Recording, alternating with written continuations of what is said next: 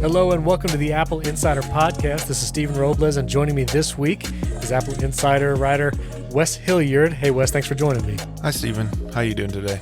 Doing well, man. You just moved into the mountains, right? Yeah, I finally finished getting into this house in Tennessee, and it's pretty nice. That's awesome. And I was in the mountains on my vacation, and I don't know, it's nice to just look out there, especially when you're doing some writing. Very cool. Well, let's talk about some of the iOS 14 beta updates that came out. The developer beta 3 was released this week, but not a ton of new features or changes. We did see that the music app got a new icon. It's gone to a solid red background with white notes. And so if you didn't like the previous one, you got a change here. Reminiscent of the older icon, I believe iOS 8 had that red icon with the white notes. So it seems to be returning to that. And also new music and clock widgets that you can put on your home screen, including a world clock where you can have 4 different times on a widget going across a long horizontal widget or a square type widget. And it'll be helpful for William from across the pond. But yeah, tell me, as you've been playing with the betas, well, first of all, what devices do you have the 14 beta installed on, and developer or public beta? Well, I mentioned this with William last time I was on. I have betas on every device that I own except for my iPad mini. So iPad Pro, my Mac mini, my iPhone, and my Apple Watch all have the developer beta. And so with all those, have you been and experienced any instability or any kind of workflow issues? Nothing too crazy. I've had a couple of boot loops on the iPhone so far, nothing breaking my workflows or anything. Well, let me change that actually. The Siri shortcuts changes keep messing with some of my workflows. So for whatever reason on iOS 14, I can't really use my iTunes shortcut that I use for generating the iTunes deals list. So I've actually been doing that from my iPad mini when I'm writing that article lately. That's interesting you mentioned that because, one of my favorite features of iOS 14, obviously the widgets are interesting. I think we still have to wait till developers get their widgets out to kind of see how powerful and useful that can be. But shortcuts had a lot of changes, especially with different triggers. I've been playing around with time of day triggers, and so I set one up to go off every morning at 9 a.m. and notification pops up and I can run the shortcut. So I like the new triggers, but I have noticed, like you said, some things are broken. I have one shortcut that pulls movie posters from iTunes movies, and that does not work on my iOS 14 beta while still working on my iOS 13. But on the flip side, I actually had a shortcut I was trying to build the other day. This one was a repeating shortcut to download images from a website, and the only thing different for the different image URLs was the number on the end. And so I built a shortcut to cycle through the numbers, adding 1 every time it repeated to download a bunch. And it kept crashing on iOS 13.6 that I have on my phone. But for some reason, iOS 14, I did it in the shortcuts on my iPad there, and it did not crash. It worked fine. So hopefully by the time we actually get iOS 14 proper, it'll work everywhere. But yeah, it's a weird dichotomy right now trying to live in both worlds. Have there been any other widgets that you've been fond of that you put on your devices? Well, I mostly enjoy the photo widget. I mean, that simple little thing just cycles through your featured photos throughout the day. So it's kind of fun seeing what iOS deems worthy of a featured photo and just how it selects it randomly. I'll see something from years ago or taken just the other day, and it's just a nice little touch, like having one of those smart photo frames on your desk or something. Yeah. I've also just really like how the battery widget, the single pane one, displays information. I have that on the main screen on my iPhone, and I can already see that just widgets are going to be a huge deal for iOS 14, and I'm really excited to try some of these third-party ones once they start coming out. Yeah, and I'm curious if people will go all widgets on a home screen and then just use the app library. I've heard some other tech journalists and podcasters talk about how they go in all widgets and just the app library on the one side. So you think you'll do that? Do you think you'll go all widgets on your main home screen? When I first set this up, there were some apps you couldn't remove from the home screen. That was Fitness, Watch, and Settings, I think. Now I'm looking at it, and it looks like there's a remove icon. Yep, I can remove them now. So you can literally remove every single app from your home screen and have it stored in the app library, which honestly, if there's a widget for it, I definitely won't have the app. And for the most part, I just use search if I'm trying to find something. Another good widget that I think everyone should just use by default is the Siri suggestions widget, which is a row of 2 app icons that just change depending on location or whatever. That's that Siri intelligence at work, giving you different options. And I think that works pretty great as like a modular app widget. Okay. I'll give that one a shot. When the Siri shortcut watch face came out on the Apple Watch a few years ago, I tried it a couple times, but I did not find it surfacing helpful and relevant apps and information right away. But you find this Siri widget actually offering you useful things? It's doing a pretty decent job. Generally use a lot of the same apps throughout the day, so it doesn't change too much, but I have noticed that in the afternoon, once I'm off work, my Animal Crossing app that I use to track things pops up in the widget because it knows that when I get off work, I do all of my Animal Crossing chores, so it's kind of funny. Okay, very good. Well, I'll try it. I'm going to put it on my iPad and see how it goes. We also saw some iPhone 12 rumors come out this week. In addition to, the announcements that it supposedly might be delayed till October, some rumors even said as late as November launch of the iPhone 12. Maybe it'll have 5G. We did see a photo of a braided charging cable that may be included with the iPhone 12. They have a white and black cable, again, the braided style. If you got or have been around a new Mac Pro, this is the kind of braided cable that comes with the Mac Pro to charge the Magic Keyboard and Magic Mouse or trackpad, whichever you get with it. So this is a kind of cable that Apple has made before, but this looks unique to possibly an iPhone type cable. So there'll be a link to show notes in the article if you'd like to see the pictures yourself. This seems to put yet another nail in the coffin to the possibility of a USB-C port on the iPhone 12. It looks like I might be losing that bet with Andrew. But anyway, so that, and then also some graphical data, some assets in the iOS 14 betas seem to point to a 5.4-inch display iPhone coming with the iPhone 12 line. You'll know right now the Pro line, the iPhone 11 Pro and Pro Max, is 5.8 and 6.1, I believe.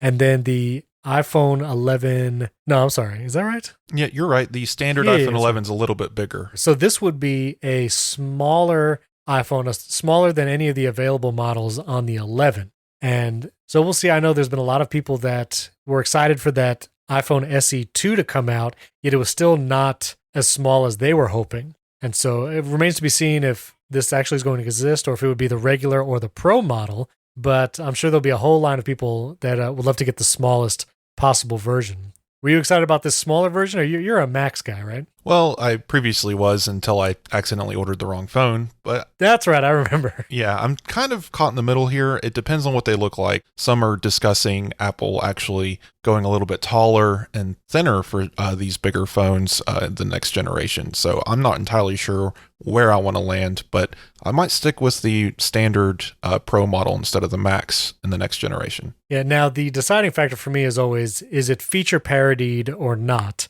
Again, with the older Plus phones, you had optical image stabilization. And I think there was a rumor that the Max iPhone 12 might have a LiDAR scanner and not the regular model. And for my decision making, if there's any feature that the Max has that the regular doesn't on the Pro models, by default, I'll just get the biggest because, I want the LiDAR scanner or whatever it is, whatever feature is launched there. But otherwise, yeah, like you said, I've been liking the smaller size on my 11 Pro. So we'll have to see what actually comes out. Real-time follow-up. The iPhone 11 is 6.1 inches and the iPhone 11 Pro is 5.8 inches. I knew we were missing something somewhere. That's what it was. And then the Max is like 6.4. Funny thing here with the 12 series is the iPhone 11 Pro, that's going to be the 12 Pro, is actually going to get a little bit bigger. So it's going to move from that 5.8 to 6.1 inches. And that's where all the confusion lies in trying to discuss this. It's a weird little jump for them. Right. The Pro Max is a 6.5 inch display. 6.5. That was close. We were all over the place. Yeah. It's, again, a little confusing with the naming conventions. Yeah, let us know in comments or if you want to tweet at Wes and I. Let us know what size you're most excited for or which one you would go with. If there's a 5.4 option, would you go for that smaller size, the more compact? I actually had someone talking about how they have an old iPhone 5 laying around. And while they have one of the newer phones, they loved that size model. And I could identify with that. I remember the iPhone 5 and even the 4, just the palm ability was pretty incredible on those devices. What's kind of interesting too is this 5.4-inch phone is going to be a little bit smaller than the iPhone SE even. I mean, the screen on the SE is 4.7 inches, but the body having no Touch ID means that it's going to be just slightly smaller, I think, than the SE. So it's kind of wild that the very budget iPhone was still a little bit bigger than the iPhone 11. Or, sorry, the iPhone 12. Right. Again, naming can be confusing on these. So keep your eyes on AppleInsider.com. We have a bunch of articles covering the different leaks and possible rumors of the iPhone 12. This episode is brought to you by Raycon. Whether you're working out, working from home, or going to the office now, everyone needs a great pair of sound isolating earbuds. And so that's why I want you to check out the wireless earbuds from Raycon. Raycon earbuds start at about half the price of other premium wireless earbuds on the market, and they sound amazing, just like other top audio brands that you know. Their newest model, the Everyday E25 earbuds, are their best ones yet, with 6 hours of playtime, seamless Bluetooth pairing, lots of bass, and a compact design that gives you a nice noise isolating fit. I've been using them actually here at home, and I have 3 kids, so there's always lots of noise going on around. I've used them on Zoom calls, to listen to podcasts, if I'm just working on the computer, and they do a great job of isolating that noise around you, and they sound amazing. They come with a bunch of different size tips to help you find the perfect fit for your ears. And what I love about the Raycon earbuds is they actually have a physical button on each side, and they can do different things, whether it's one tap or multiple taps or holding. You can skip forward, rewind. You can start Siri holding down the button. And they come with a great little charging case, easy to just throw in a bag and take wherever you go. The company was co-founded by Ray J, and celebrities like Cardi B and Brandy, J.R. Smith, they all love Raycon earbuds. So I encourage you to check out a pair. Don't spend hundreds of dollars on a new pair of wireless earbuds. Check out the Raycons, and you could see how good they sound. Now's the time to get the latest and greatest from Raycon. Get 15% off your order at buyraycon.com/AppleInsider. That's buyraycon, buyraycon.com/AppleInsider for 15% off Raycon wireless earbuds. buyraycon.com/AppleInsider. Our thanks to Raycon for sponsoring this show. Now, you had a couple articles come out this week, and I'd just like to talk about kind of security in general, but the news bits is one, Amazon Alexa will soon be able to control some iPhone and iPad apps, presumably. But what this means is that Amazon is giving, I don't know if it's an API, but that Alexa can, if you ask Alexa in the Alexa app, it can pull from certain features or be able to start a recording in TikTok, and then it will be able to start it in that app. So again, this is much like what Siri is trying to build, what Apple's trying to build with Siri integrations and Siri shortcuts. Amazon is trying to compete and doing that with some of the Echo features. So what I'm not super clear on, and maybe you know, Wes, is it that you can go to the Echo or Amazon app and ask it to do something there and it'll then open the third-party app like TikTok? Or is it that the features will be built into apps like TikTok and there'll be an assistant button, I guess, that you would tap and then activate it? Well, this is kind of like what Google Assistant has already done, and Amazon's kind of playing catch up in this regard. Basically, right now in the Google Assistant app, you have to have it open, but you can kind of give it commands to do stuff, and it'll deep link you to a different app. This is not an API for putting Alexa in apps. It's more just a deep linking from Alexa. So if you have the Alexa app open on device, on your iPhone with the screen on and everything, can't be closed, can't be off, you can use the wake word or press a button on the screen and then give Alexa a command that will open an app or give you information from a different app on your iPhone. But again, the developer has to deep link it themselves and activate the skill within the app. It's not automatic. And so this is, I mean, significantly handicapped compared to the built-in assistants on these phones. Like you're saying, the phone has to be unlocked and on, and you have to be in the app, and then you can say the wake word. So curious that they're even wanting to do this feature. I mean, for me, I rarely, if ever, open that app on my devices. I have a Sonos speaker that has, the Alexa built in. And so I'll talk to that here, like in the living room or whatever. But I don't typically open the app. And I feel like to want to open it just to do a command for another app, that kind of feels pretty janky and like a workaround. I'm not sure the appeal. Well, it's definitely a workaround on iOS, but the feature itself actually is for all Alexa-enabled products. So if you have the Echo Buds in your ear connected to your iPhone, I think you can actually use the wake word while wearing them and still be able to navigate your phone a little bit. That's still limited again because Siri's your primary assistant when you're using the iPhone. But when you're using Alexa first devices or Android devices that let you set Alexa as your default assistant, you can use this as well. So Android developers will be able to take advantage of the new framework as well. Okay. Interesting. Well, we'll cover that as it develops. And you covered Thursday morning that Instacart user data is being sold on the dark web. And so there were about 200,000 Instacart accounts that have been breached, and that data is being sold out there. This does happen periodically with different services and such, but interesting, the time has been since last week's Twitter breach, which, as a clarification, I think on the last episode I said that there were some Twitter employees that were bribed to offer this internal tool to hackers. While there's no source that says they were bribed, the terminology, both that we've used on AppleInsider.com and other websites, have said that the Twitter employees, there was a social engineering or some coercion to convince these Twitter employees to give up this internal tool to hackers and give access to these accounts. So again, unclear if there was actual financial motivation, but there is some kind of coercion that happened.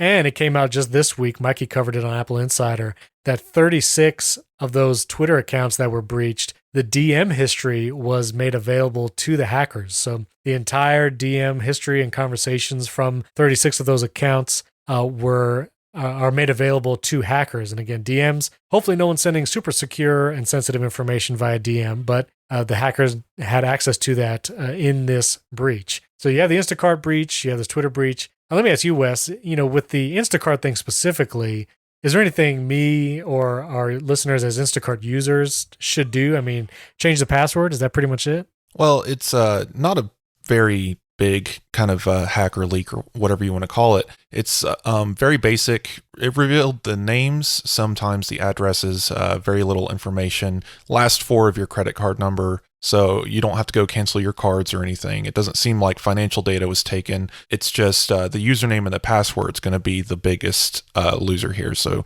if anything, definitely change your password. Always have two-factor authentication on where it's available. Don't use SMS. Use a third-party app like Authy to get your two-factor authentication codes, because SMS can also be breached, funny enough. So always fail to the most secure, or however secure you want to be, and definitely change that password if you have an Instacart account right now. Got it. Well, I am doing that right now as we speak. And also there was some news, not this week, but in previous weeks, about some of the security issues with TikTok, the social media app that I think every middle school and high schooler is using right now. But that TikTok was kind of snooping on your clipboard contents when you would open the app. And again, which is an issue if you have a password on your clipboard that you might have just pasted into a web browser. TikTok was snooping those things. And there was even talk from the United States government that it might ban the app from the United States because of some of those security implications. Personally, I was browsing TikTok just as seeing what was on there, and there are some funny stuff on there. But when that news came out about the clipboard snooping, I did delete it from my devices. Do you have TikTok, or do you have any thoughts on that security implication? Well, I don't use the app or even go looking for those videos. A lot of people find them pretty entertaining. They're funny. I've seen them posted around Twitter and whatnot, but it's not something I use. But the security implications are all there. The U.S. government's going to be worried just because servers and everything are located in China. The parent company is in China. Right. So I have seen some discussion around this, nothing concrete, but it seems that the middle ground that the government is willing to fall on is that they're going to branch off the American side of the TikTok users into a American based company. So it'll still be TikTok. There just won't be that parent Chinese company left anymore. and there'll be American servers and whatnot. So I don't think it's going to get banned. I think this compromise will work, and I think the company will definitely fall to that if that's the choice they're willing to make. Well, good on you. Never being sucked into TikTok. Kudos. It's not really my thing. I mean, I'm one of those weirdos who doesn't really use YouTube either. I just find other ways to get entertained, I guess. No YouTube, huh? I mean, I go there for information, but it's not something I check regularly or subscribe to. Yeah, I do find it interesting. Well, I think there's a whole generation of teenagers and young adults that go to YouTube as a generation would turn on the TV kind of thing. It's just they go and they kind of just see what's on. I don't do that. I typically check a few channels, and it's all links that I follow from other places for sure. Well, Andrew had an article that went up on AppleInsider.com about some of the best mice and trackpads for using with your iPad and iPad Pro. There'll be a link in show notes to that article. You can check out his roundup. But I thought Wes and I could offer some of our favorites and what we use specifically for our devices. And I didn't put it in the notes, but for my iPad Pro, obviously, I use the Magic Keyboard that I've mentioned before. That's kind of my on-the-go device, and I don't typically use it as a desk. Like, I know you have a different setup, so we'd love to hear that in a second, but I use my Magic Keyboard everywhere. But as far as other, Bluetooth and devices like keyboards and stuff, I have my Keychron K2, which I enjoy. I use it with my iMac mostly, but I also have it where I can pair it with my iPad if I'd like. I use Magic Mice on my computers. With an iPad, obviously you probably want to do the Magic Trackpad, which I also have, but on a desktop, I still prefer the mouse for some reason. I don't know if it's a RSI thing or whatever, but the mouse just helps my hand better. And one keyboard I did want to point out, it's not in the article, but it's one that I've used in the past and have really enjoyed, is if you're looking for a good Bluetooth keyboard that can be synced with multiple devices, I recommend the Logitech solar-powered line. There's a K750 that has a number pad and a full keyboard. I believe there's also a model that does not have the number pad if you want something a little smaller. But I had good experience with these solar-powered keyboards. They would last for a long, long time. Didn't really have to change out the batteries. It was solar-powered, so as long as it's in a room that gets some sunlight during the day, it was really useful, and it could switch between 3 different devices. The keys felt great. It actually looked nice. It was white keys on a silver back, so it kind of has that Magic Keyboard feel. But yeah, really enjoyed that keyboard, and so I'll put a link in show notes to that and all the devices that Andrew mentioned as well. But Wes, tell me a little about what you use, because it's your iPad first setup. So at my desk, I have the Keychron K2. It really is just the perfect little keyboard for an iPad or a desktop setup. Mechanical key switches. I use the red switches because I don't want to be too loud, but the clackiness is fun, nice and comfortable. I don't use it wirelessly. There is a wireless option. I use my mouse and keyboard connected over a wire because I just don't want to deal with the Bluetooth lag or disconnections that can sometimes occur, especially in non-Apple products.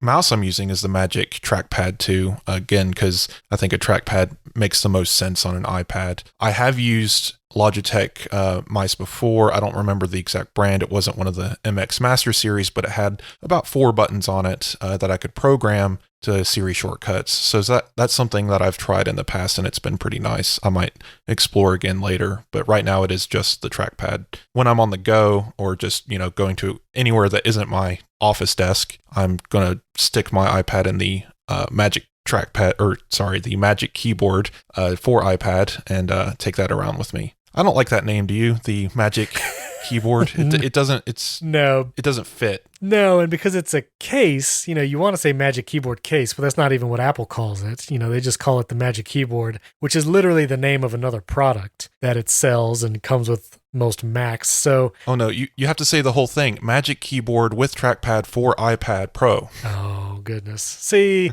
no. I liked when it had the keyboard folio or the smart keyboard folio. It was long, but I was good with it, because it was unique and you actually knew what people were talking about. To your point, no one says the full name because no one wants to do that. So I don't know, I feel like you could have done, the Magic, maybe not Magic, maybe just like iPad trackpad keyboard or the trackpad case for iPad. I don't know. Well, they could have went with the smart naming convention that they've used for the folio case and the smart keyboard that they still use. Right. So they could have gone some I don't know, Magic Smart or just some combination or weird thing that Apple does. But just calling it a Magic Keyboard just doesn't work. Yeah, and again, it kind of betrays the idea that it's not a case because it really does cover up the entire iPad. It is a case for it.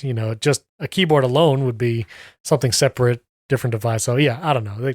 Again, with all the places that Apple has advanced, its naming conventions, I think need to catch up just a little bit. Right. That small tangent aside, most of the time it's going to be in that if I'm not at my desk. But I think there's a third option that is worth mentioning. The Apple Pencil, especially with Scribble now, you can basically use it as your keyboard, quote unquote, anyway, because now you can write in any text field. So I found myself just going with the iPad every now and then. And if I need to do a quick text entry or a Twitter update or something, you can just write it in. It's actually a really cool little tool, and the text recognition is really powerful. So yeah, and you tweeted about that, and I think I spoke about it a few episodes ago, but the recognition for the handwriting to text is pretty incredible. I mean, I have not good handwriting, especially on an iPad with a pencil. And I saw yours, and no shade, no lemonade, but I think it rivaled. Oh no, it's broken and ugly. It's terrible. Okay. The military programs your brain to write a certain way, and it's usually with all caps. So unteaching yourself to write in lowercase letters after 10 years, you just can't do it anymore. So you end up mixing the uppercase and lowercase letters, and it's all scrawl anyway. It's ugly. I gotcha. Okay, but it did it flawlessly, at least from the screenshot you tweeted. I mean, it didn't miss a letter. Yeah, so that's pretty incredible. Now, I haven't done it recently, but is it just in text field? Like it seemed the last time I tried to use it that it was a little inconsistent as to when it's going to change that handwriting to text or where you could do it. And so is it like whenever the keyboard pops up, or have you found like how to activate that Scribble? I haven't tried any specific tricks. It seems to kind of work if you're just holding the pencil and go to write in a field. It does seem to have a weird area like a very specific point it wants you to start writing in. So I would say tap in the field first with your finger and then start writing to just kind of get that cursor to appear. And it might just, automatically say, oh, you're writing, and do that way. But so far I haven't noticed anything too crazy. It's just sometimes a little finicky on getting it to start recognizing that you're trying to write in a field instead of type in it. Right. Well, if you have not, listeners, tried that Scribble feature yet, but you have an iPad with an Apple Pencil and you're down with trying those public betas, I recommend it. The Scribble feature is pretty wild. So I know we discussed this last week. I talked with William a little bit about Greyhound, but he had unfortunately not seen the movie. But Wes had. I saw you tweet about it. And not only have you seen it and can bring that perspective, but you were literally in the Navy. And so you might have some different insights about that too. So yeah, I'd love to hear your thoughts on the movie, how you enjoyed it, its accuracy, and what you thought. It was really entertaining. Very light on the storytelling front. A lot of people have complained that it's kind of jarring to go from this dinner scene with his wife to, oh, you're at sea now, no explanation where you're going or why. Just you kind of learn as you watch what is exactly happening. But it's set in World War II in the Battle of the Atlantic. It's all fictional. This didn't actually happen. It's coming from the book The Good Shepherd by C.S. Forester. But I did a little research myself because I was curious. The man did his research, wrote this in 1955, shortly after the World War II ended, got a lot right that most people would normally miss. And from the film, and Tom Hanks actually wrote the screenplay himself, also seemed to have very well researched things. If you're in the Navy today, you can look at that ship and recognize most of the stuff being used on board because it hasn't changed in 50 years. You can look and see the switches and solenoids and all of the electrical equipment on the walls look ancient, but funny enough, still in use today. The only difference being the uniforms they're wearing are a little dated, but it was kind of fun just seeing how this ship fared in the seas and everything. But it was all very dramatic, and obviously the Germans in the U-boats were a little bit cartoonish, I think. And I've seen some people say that as well.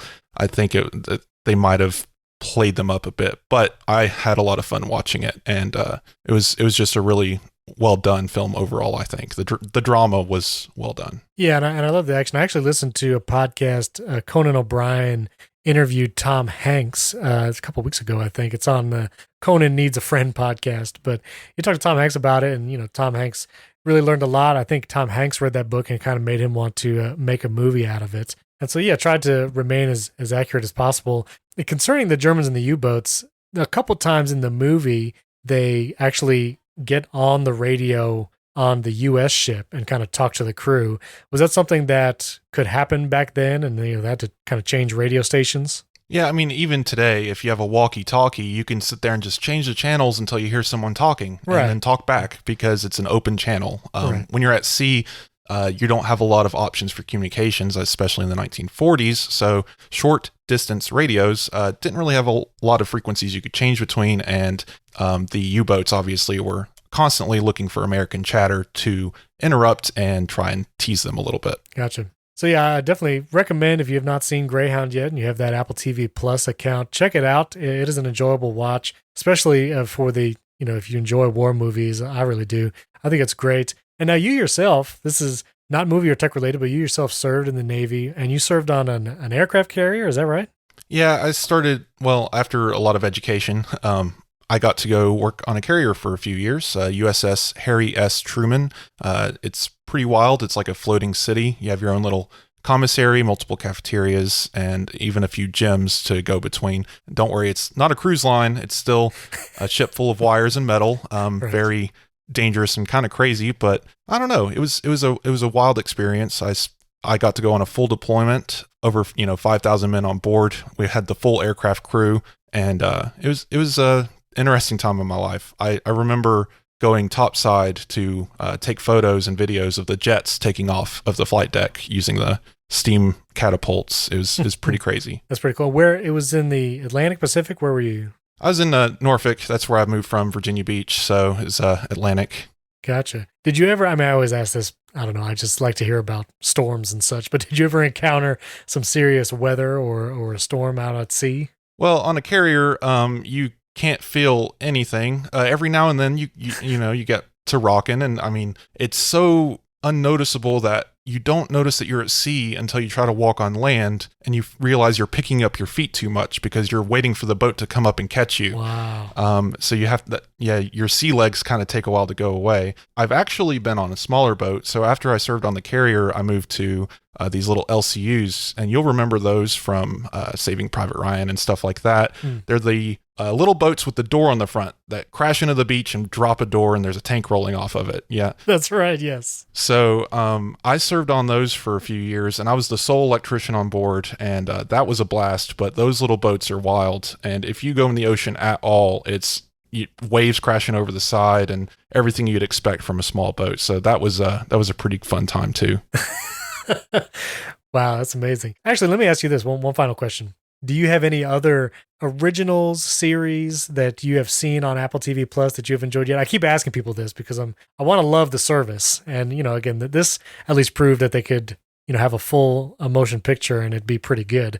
But have you found anything else that you've enjoyed on the service? Well, I'm kind of a film, movie, TV nerd, so it's really hard for me to not get entertained. I have been watching that series Central Park. I love it. The music's great. It's just a lot of fun. I've always been a fan of Bob's Burgers, so that has just been a blast for me. Another one I just finished was Trying, the one where they're trying to adopt a child, and that was just a lot of fun, really funny, cute little story there. So I've been enjoying Apple TV Plus programming so far. Definitely most of the content has been good for me. Have you watched Defending Jacob yet? It's on my to-do list. It's just one of those where I know I want to pay attention, so I've set it aside for when I can actually sit down and watch it. Yeah, yes, I recommend doing that. It's pretty deep, but it's a great show. And well, let us know, listeners, if you found something on Apple TV Plus, or if you have comments, feedback, suggestions on anything we've covered on the Apple Insider podcast. Tweet at us. Wes and mine Twitter handles and email are in the show notes. You can contact us there. You can also leave a comment on the post on appleinsider.com/podcast when it goes up. If you haven't yet, we'd greatly appreciate a 5-star rating and review in Apple Podcasts if you could take a moment and do that. Don't forget to check out the other podcasts on appleinsider.com. HomeKit Insider. Andrew O'Hara and myself are on that show, and we discuss all HomeKit devices We actually have an interesting episode coming out this coming Monday. I talked a little bit about Homebridge and running those devices and all the HomeKit news and devices. So check it out if you have any interest in HomeKit at all or would like to get into some smart home stuff. Check out HomeKit Insider. You can search for it in any podcast app of your choice or go to appleinsider.com/podcast and check it out there. Thanks for joining us. We'll catch you next time.